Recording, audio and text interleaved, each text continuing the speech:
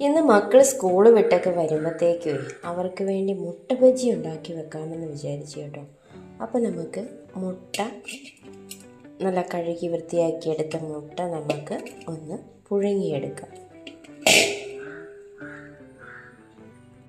മുട്ട വേവിക്കാൻ വെക്കുമ്പോൾ അത് പൊട്ടാതിരിക്കാൻ വേണ്ടി നമുക്ക് അല്പം ഉപ്പ് കൂടി ഇട്ട് കൊടുക്കാം. മുട്ട പുഴുങ്ങാൻ വേണ്ടി വെച്ചിരിക്കുകയാണ്. ആ സമയം കൊണ്ട് കടൽമാവ് ഒന്ന് റെഡിയാക്കിയെടുക്കാം. ഒരു ബൗൾ നിറച്ച് കടലമാവ് എടുത്തിട്ടുണ്ട് കേട്ടോ.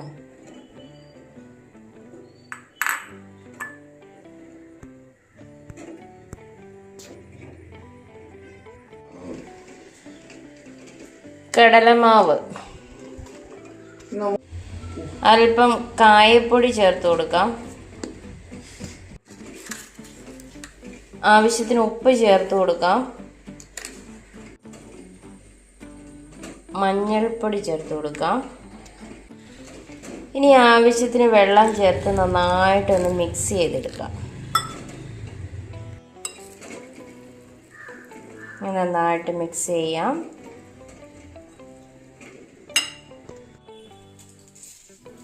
വെള്ളമൊന്നും കൂടി പോകാതെ ഈ ഒരു പരുവത്തിൽ നമുക്ക് കിട്ടണം.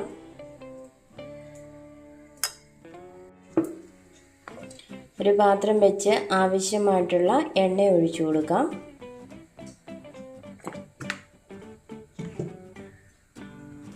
മുട്ടയൊക്കെ നന്നായിട്ട് തോട് കളഞ്ഞെടുത്തിട്ടുണ്ട്.